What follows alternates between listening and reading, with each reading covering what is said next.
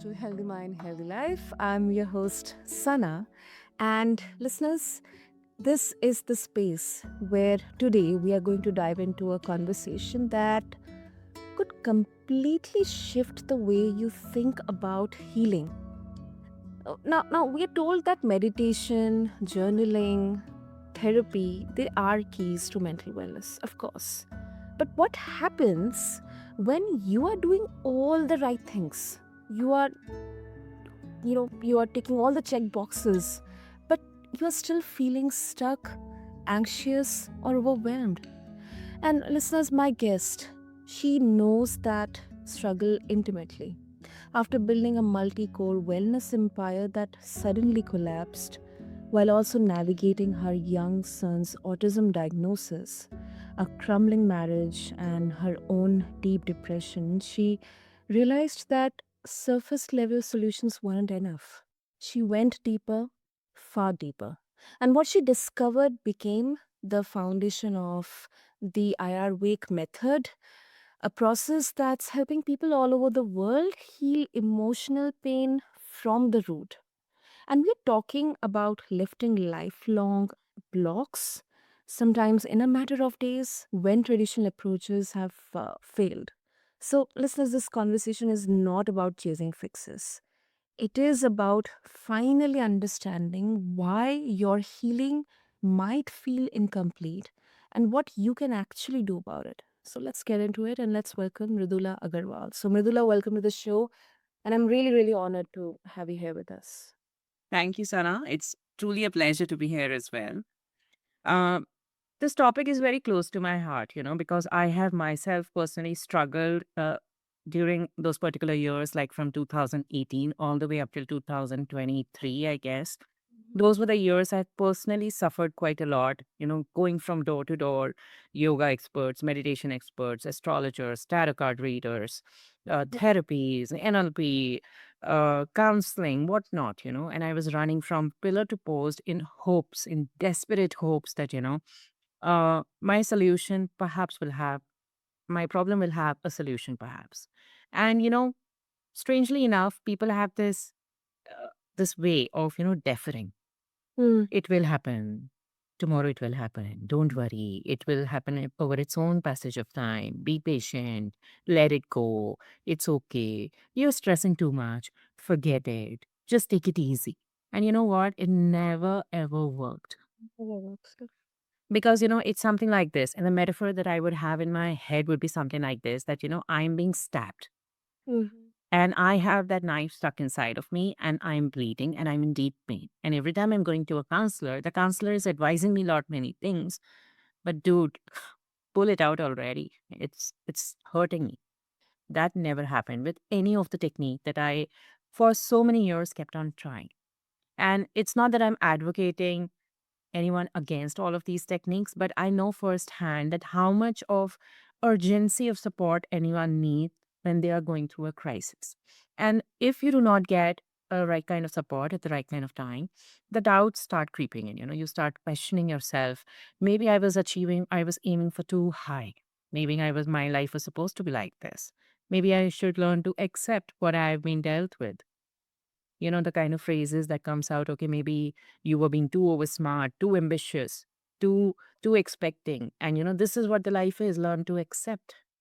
And these kind of doubts, societal and cultural norms, the kind of, I would say the toxic self-help that has gotten set up in the way that, you have to endure it, you have to sit with it, you have to feel it. I think it really pushes people away from the real healing because then they lose hope.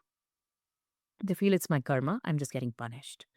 So I wanted to dedicate this particular conversation especially to this topic because I've seen so many people, brilliant, hardworking, sincere people doing everything they're told, okay? Practicing mindfulness, going to therapy, journaling, meditating, astrologers, tarot card readers, you just name it. Everybody is doing everything in their power, but yet they feel stuck.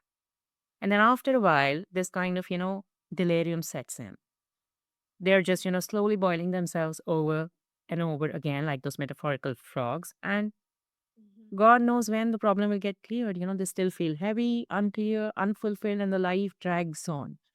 And that's where my main uh, farce is that, that Mm, with the discovery that I made during my healing process, I worked with hundreds of people from all walks of life. See, I have been into healing for almost like 24 years now.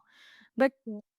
all these years, I was doing healing for my personal feel good factor. I mean, I think I was too much of a child to even understand what exactly I was doing back then. I learned healing when I was in school. And now I have upgraded so much and I have, uh, you know, worked with so many people. And now I realize that, the reason why people, despite all their efforts, they remain stuck is because healing is required at a lot of levels. So, Mhm. in the mind space of subconscious mind, your chakras, which hold the memory and data for your this lifetime, the imprints of many other lifetimes, the patterns that you have carried from your ancestral wounds, your akashic record, everything is already scripted and coded in your energy blueprint. And with respect to what kind of energy you are, what kind of person you are, you get the kind of thoughts, you do those kind of actions, and then your life shapes up in response to that. And it is these energy blocks which are buried much, much, much deeper. They all need to be cleared in all levels simultaneously with a precision. Unless and until we do not do all the levels, like we do not peel off the entire layer, we are Mhm. still stuck. Hmm. So, unresolved emotional imprints, Mhm. childhood vows, ancestral patterns, karmic memories, all the chakra blockages, subconscious beliefs, conditioning, psychological upbringing that you have had, the viewpoint with which you are living a life, everything, all totality, shape your thoughts, behaviors, bodies, everything. The kind of Mm. people you attract in your life, the kind of success you have in life. Exactly. Exactly. And there's so many factors playing into this. And Mridula, one question comes to my mind is, does everyone have all these energy blocks, or is it something that people who are really go-getters, ambitious, they think outside the box, um they suffer through this? If you can just shine some light on this concept of energy blocks, because someone who might be doing meditation or breath work, they might feel that yes, it makes me calmer, I don't feel any, I do feel the difference in there, but then uh, the scary part to me is it that maybe they're not even realizing it, that it's just kind of could be a placebo effect or. Yeah, yeah, yeah. I agree. Mhm. So, Sana, everyone has energy blocks. Let me put it out very bluntly. Even the top most achiever on this planet will have an energy block. And the reason why you feel very evident with the high achievers is because they are trying to push through the script. Hmm. And moment they try to push through the script, they try to rise up to their destiny. It is then the fate starts testing them. And this entire concept that fate, you cannot go beyond fate and destiny is pre-written, it's not correct. The fate is always testing you. It is pushing your boundaries so that you discover your blocks and you find a way to break through them. And if you are able to rise up to the occasion, you will not only achieve the destiny which has been written for you, but you will also unlock a higher destiny for yourself. Now, Mm. everyone, like we have seven chakras in our body, and everyone is born at a chakra, at an energy of a certain chakra. Like 80% of the people are born at a root chakra level. Root chakra is at the base of the spine, and it basically dictates your survival. And anyone who is stuck at that particular level will be always chasing money, safety, and wealth. The relationships will be done from escape. Okay, this particular person can provide for me. Okay, this particular person has got a family that I can settle into. And not from the space of, am I vibing with this person? Does this person make me feel come alive? The career decisions or the whole life will be about how can I get myself educated? How can I get myself a job? How can I get myself a safe house? How can I, create wealth for my future generation? And after everything is settled, maybe in 60s and 70s, I'm going to think about philanthropy because by then I will be set. And sadly, that's the script of 80% of people on planet. They're chasing EMIs, they're chasing the jobs they hate, they are buying cars they are stuck in for hours in traffic, hating everything about their life. So that is a level of the energy script you're born with. And let's say someone who is born at the energy script of, let's say, third eye chakra. Third eye chakra is about vision. It's about, uh, futuristic inventions. It's about leading the humanity into our next plane. So, what kind of life will those people be leading? What kind of challenges will those kind of people be having in their life? The kind of life they will have is of invention, curiosity. They are not people who are stuck at how will I live through this month. They will be the people who will be completely at the next level. They will be like, okay, what kind of creation do I need to do? What kind of discoveries do I need to do? What kind of deals do I need to strike so that something better happens for the humanity? Mm.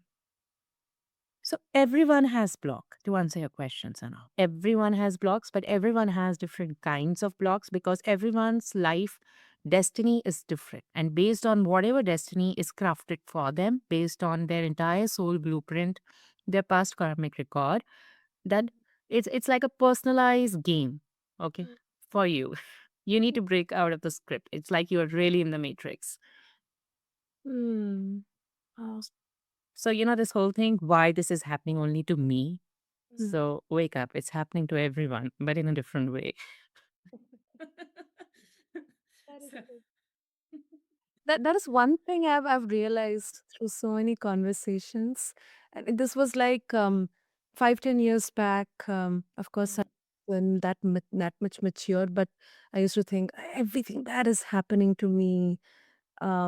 And Mm. it's this one strange thing that I kind of believed initially, but now I do not believe in it at all. That if today I'm very happy, everything is going fine, tomorrow it's going to be the worst day in my life. Yeah, we are afraid of happiness and success because what if it comes down crashing? Exactly. And how do you know, Sanand, that that pattern is broken? Um, I think I've stopped believing in it because I've been like today I've been very happy.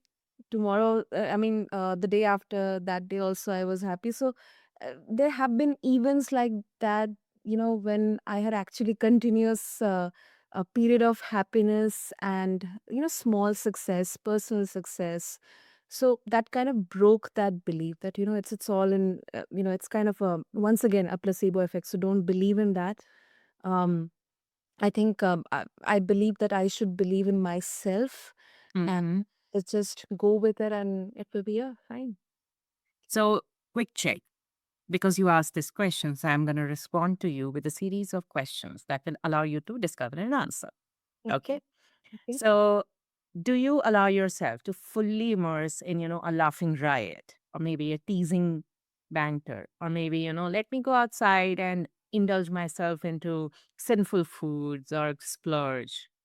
Or are you someone who kind of holds back still? I still hold back more because of the financial aspect. No, but then when I'm saying indulgence, it could be even a street side food. Yeah, yeah, yeah. Yes, yes. Okay. Now, money has got no relation with the happiness. The most I have seen most miserable, lot of miserable people who have a lot of money, and I also have. I'm pretty sure all of us have seen people who are dirt poor and they're still very content. Not content, I would say they're happy. Happiness is in a moment. It's not a very continuous thing. Yeah, that is true. That is true. So how do we know that you have really stopped believing it and the pattern is broken? How do we know? By your experience, Yeah. Um, has it happened to you that 1 minute you're able to cry and 1 minute you're able to regret, and the next moment you're absolutely content, all within 1 hour? Yeah, it has happened. Yeah. Mhm. So, to answer your question, Sana, if the pattern is really broken, Mm-hmm. that particular, I would say pendulum like swing The doubt will, it will become natural to you that, you can do whatever that boundary allowed you to do. So, for example, if today is a good day, tomorrow can be bad day. So the thought will be on the lines. The thought will cease to exist that the day, the continuity of day, the order of day has got anything to do with anyone. It Mm. will be like, okay, fine, this moment is like this. Next moment can be like anything else. And third day could be completely different and it's okay. And I will make the best use of whatever I have got to get to the point where I need to be. Mm. So the focus shifts. The focus is then moved on to things that you want to achieve and not the problems that you have which are stopping you to achieve. Exactly. Yep. Hmm. So this is how it is. And let's talk about Mridula, the iReAwake method. Um, and you have had.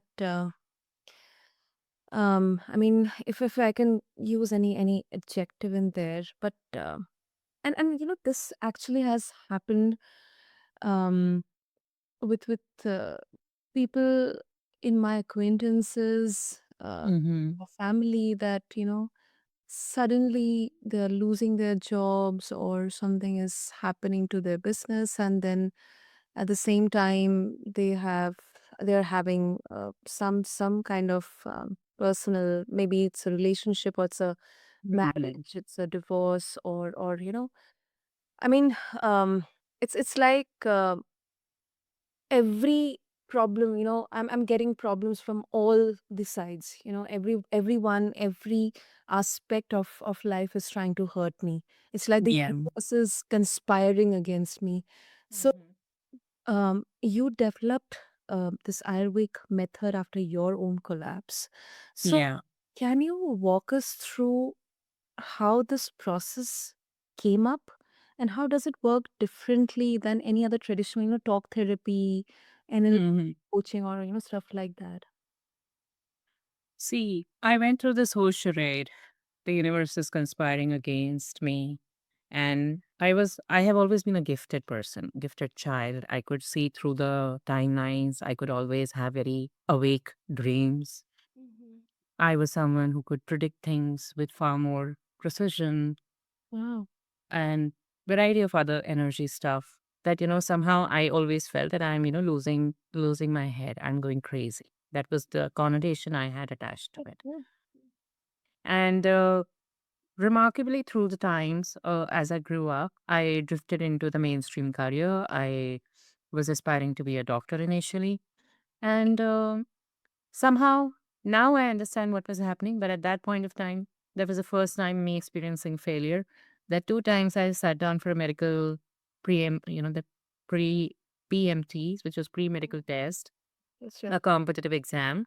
Yeah, yeah. And both the times I just was shy of 1 marks Oh. of cracking it. Okay. And I know I'm not trying to brag or anything, but I have a gifted memory. I've had a brilliant academic performance career. And my teachers, even myself, couldn't believe that, I would not pass. I would not qualify. Mm. Everybody had hopes pinned up on me, and I had my hopes pinned up on myself that okay, this is something I can of course crack. But on looking back, I realized that as I was going deeper and deeper into the studies of medical, I somehow became more and more convinced that the mainstream medical does not have all the solutions or even sometimes the answers to why this particular disease happened. Mm.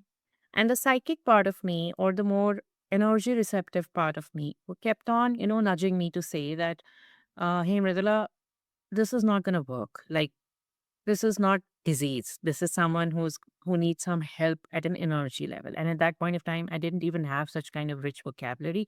But even then, I knew that, this person's thought process, this person's energy or their background, their ecosystem is making them unwell Mm. by instinct, by intuition. And this kind of thought process, which is called as, technically, it is called as internal conflict.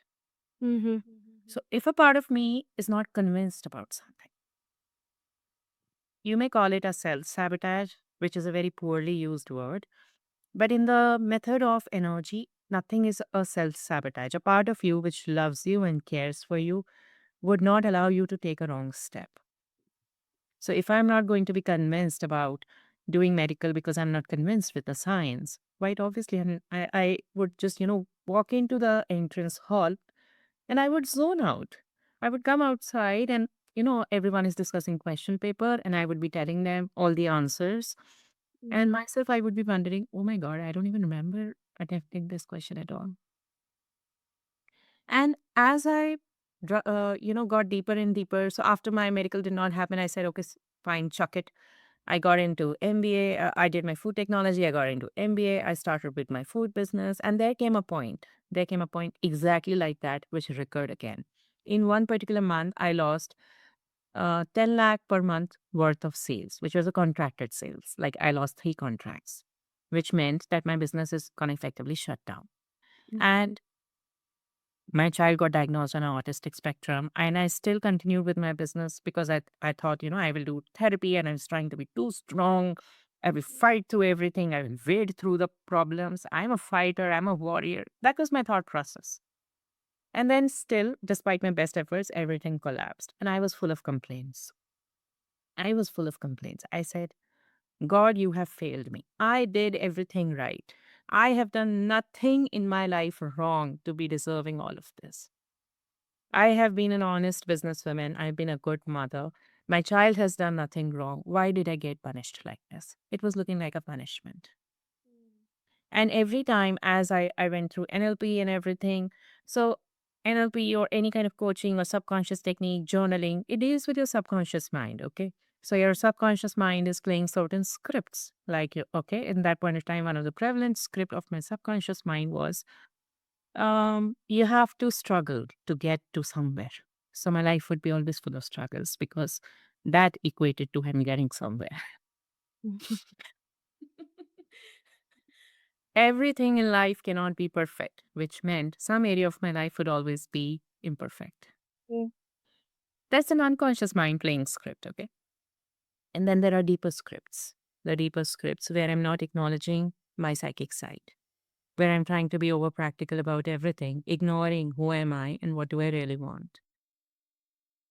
And then the questions after my therapy, so called therapy and NLP and everything, I still felt discomfort in my body. Like I would really feel the whole body being split into two. And that was something that was, and I would see metaphors. And I have this huge clairaudience, clairvoyance, which is full fledged active. And everybody would be telling me, no, the work is done and you're going to be all good. And I'll be like, no, this is not good. I cannot feel the consonance in my own body. I do not feel congruent in my own body. I don't think it is done. Then came the advice, you need to stop doubting. I said, no, maybe I'm listening to the wrong kind of crowd again. Maybe I need to start looking myself. Where do the answers lie for me? And it was at this juncture, everything came. You know how you have a flashback in movies and everything kind of rewinds, and suddenly you realize, oops, this is how what I missed the first time. It's like you're solving a big crime case.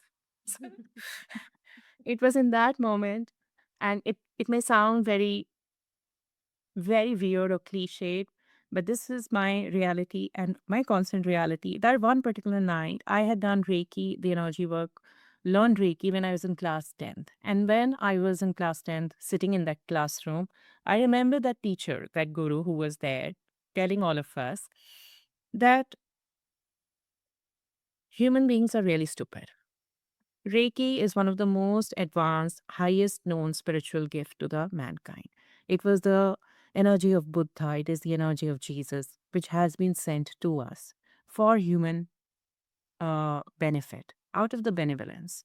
And when you invoke gods and deities using Reiki, and now I know for a fact, back then also I knew, but I chose to forget. So he said that humans are really stupid. They come to God last. After everything has happened, after a lot of problems have happened, after everything has crashed, they try everything first, all the human methods. And after everything failed, then they go to the God and say, God, now you are my only savior. And then the God laughs. God says, really, I am the most powerful force in the entire universe, and you are coming to me in the end? That's so stupid. And I had this exactly same dream. Like somehow during the whole crisis, whole night, I mean, there were nights and nights where I really cried and make myself sleep. Cried myself to sleep, literally, because I was like, God, this is not fair. God, this is not fair. You need to do something about it. This is not fair. I need some answer. And then this dream happened where I was back in the classroom. And again, I heard all of this. And again, I woke up confused. I said, so this is what I've been asking you, that you are the most powerful being. So you do something. And then it clicked me. Ding. I need to go back to Reiki.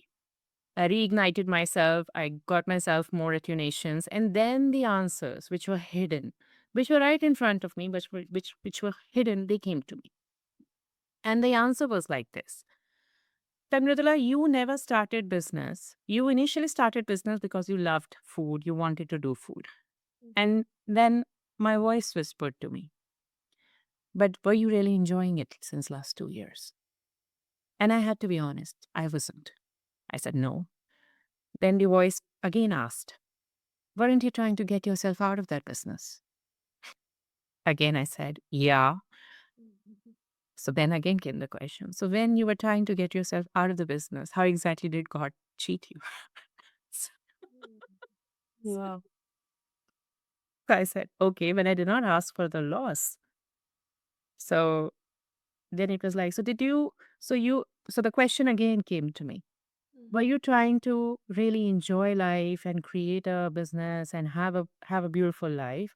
Or were you going through the scheme that let me make first money and then I will do my spiritual business? I said I was in the second kind of model. Mm-hmm. So then they said, then the voice again asked me, then is that fair? I said, no, that's not fair. I was not doing what I really wanted to do. Mm. So the universe conspired with me, with a part of me, Oh. which was not happy, which was deeply desperate, depressed, already broken. And that particular mm, pattern got mirrored into the really into my life as not as a breakdown, but as a breakthrough. Wow. And it took me many, many years to understand it.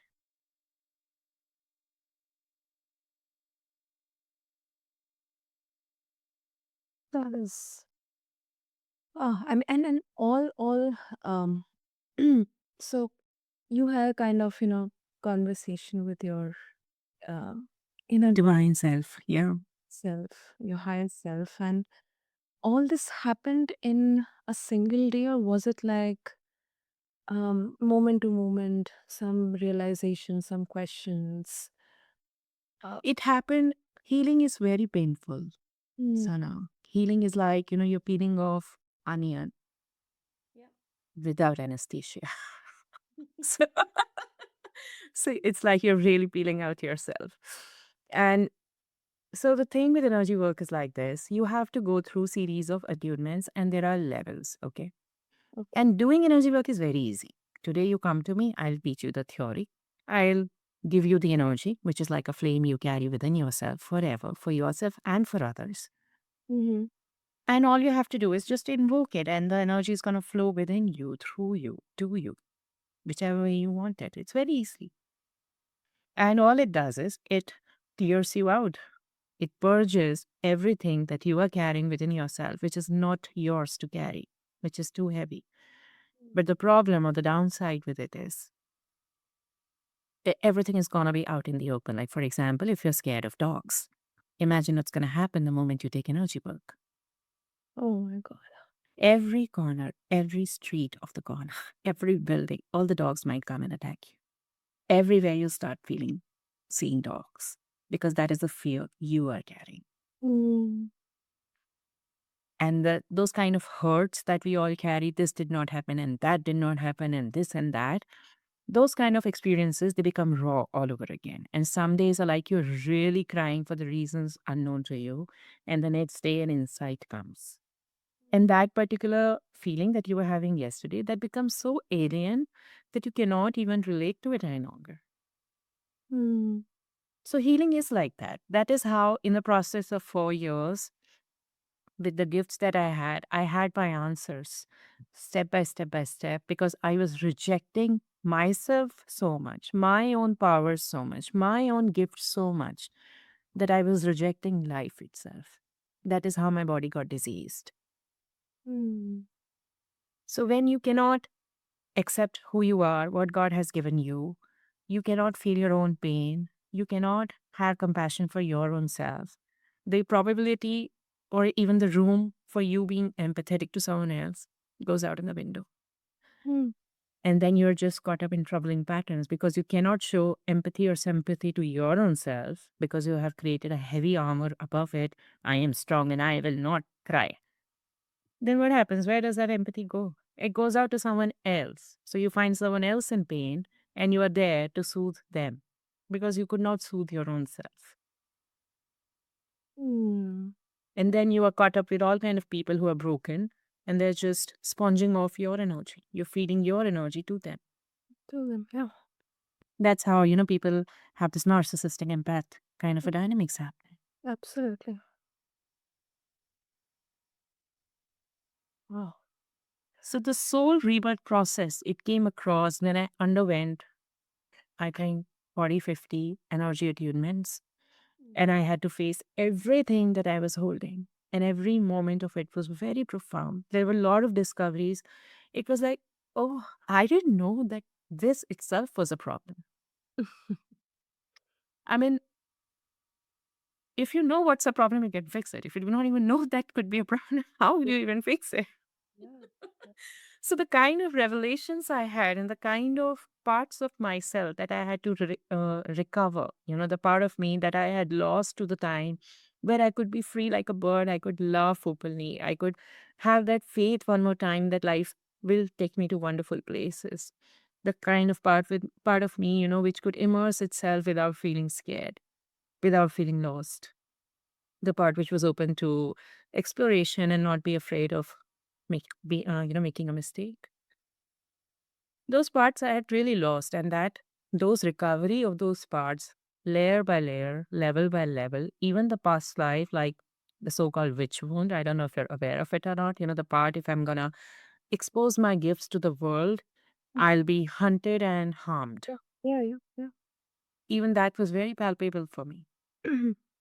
So even to the past lives and many, many past lives and the paranormal experiences that comes as gifts to you during this journey, it was certainly not easy.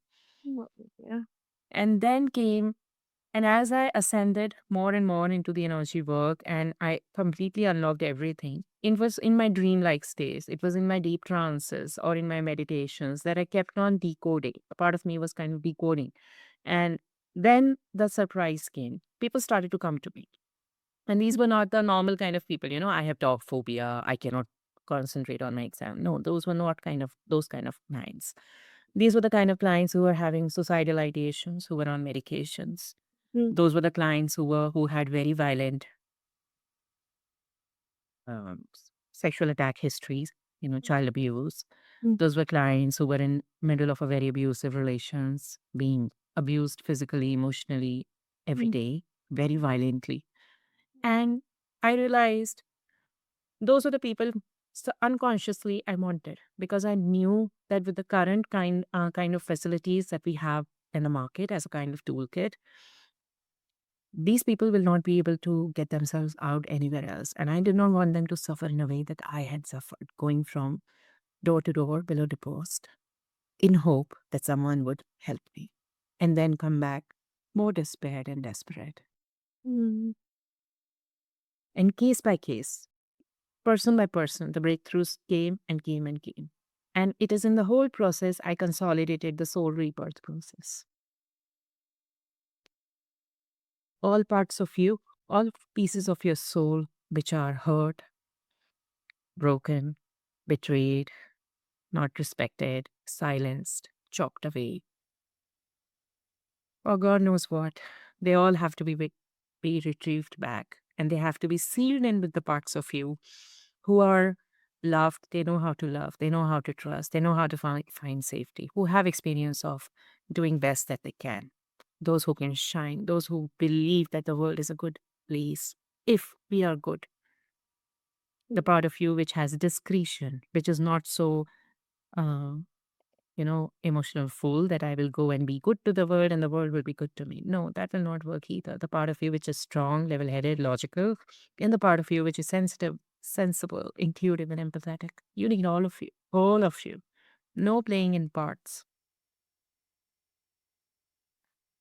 And that's the beauty of the whole process. It will take care. Moment you fix all your parts, moment you get out yourself from that, experience that maybe life is very hard, which is a combination. This kind of thought process, which is subconscious script, is being run from many, many lifetimes where you have seen a lot of scarcity. If you are born at a root chakra level, maybe you have seen your parents going through a lot of struggles, a lot of arguments.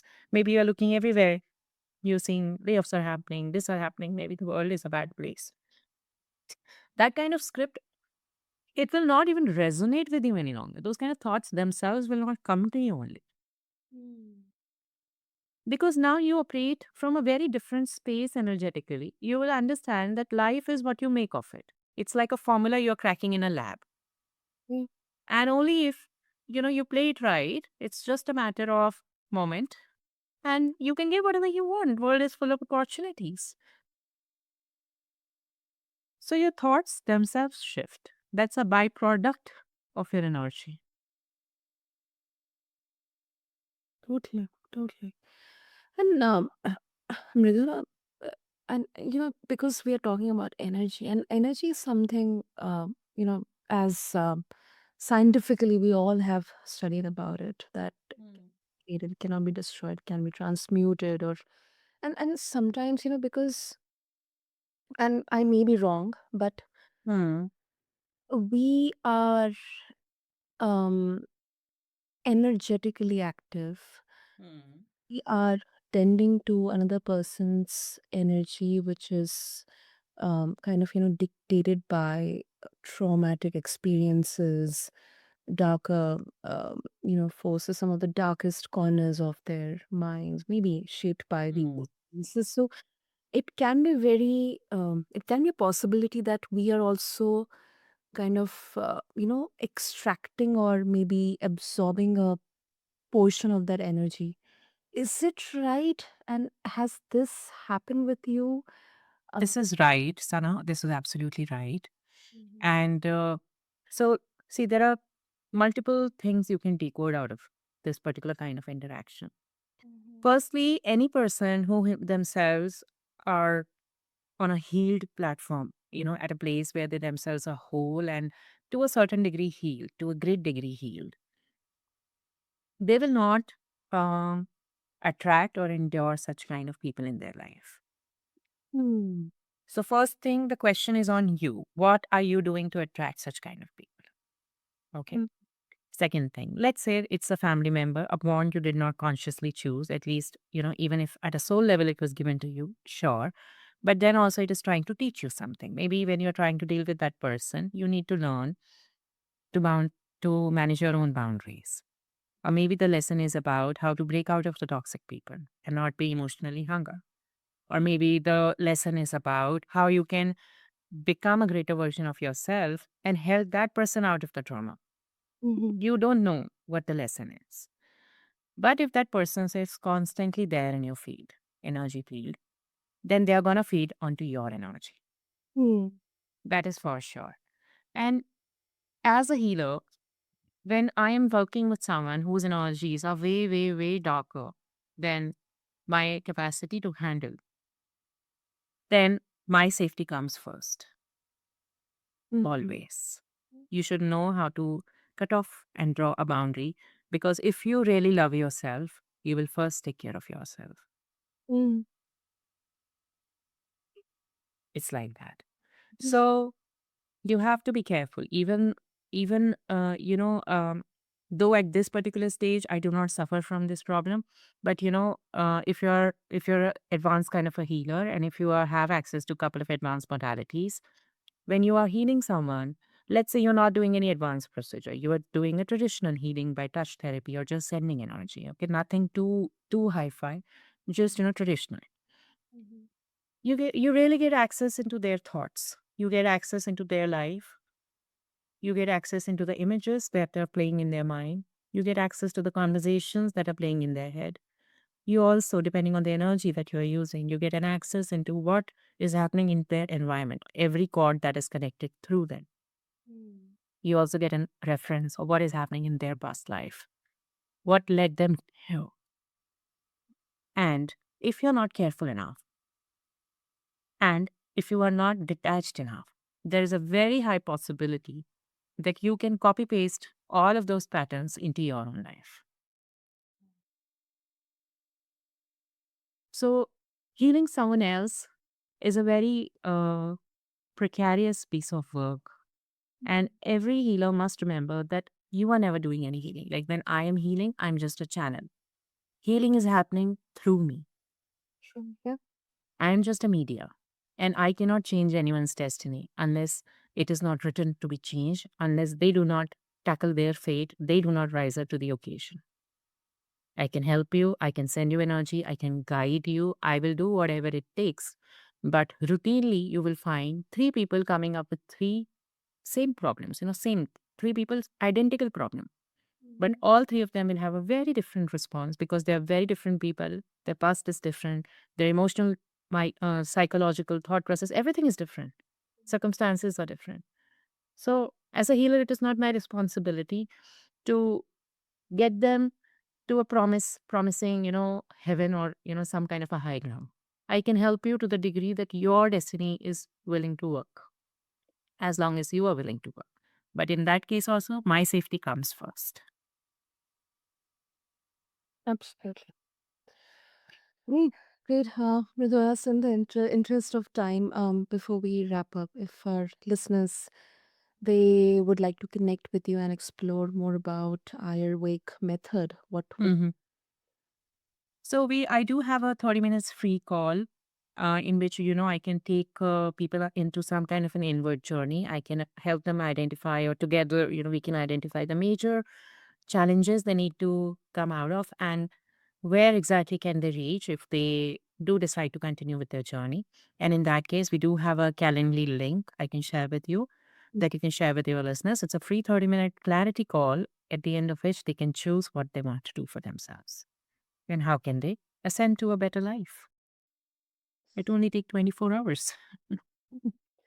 super, super. I'll make sure to have all the links in the show notes and um I mean I don't have the exact words to say, Mridula, but this conversation was, oh my goodness, lot of surprises, lot of a deeper look into the moments, the events that shape our journeys, and about healing. Definitely, it isn't about doing more of the same, but I believe it's about finding the root of what's been blocking us and releasing it in a way that also feels actually long lasting. And Yeah, true. great. So thank you so much, Medela. This was Thank you, Sana, for having me here. And I'm looking forward to connect with you soon again. absolutely. And to all the listeners out there, thank you so much for tuning into this episode of Healthy Mind, Healthy Life. Until then, this is your host, Sana, and I'll see you in the next episode where we keep peeling back the layers on what really takes to heal and live fully. Thank you.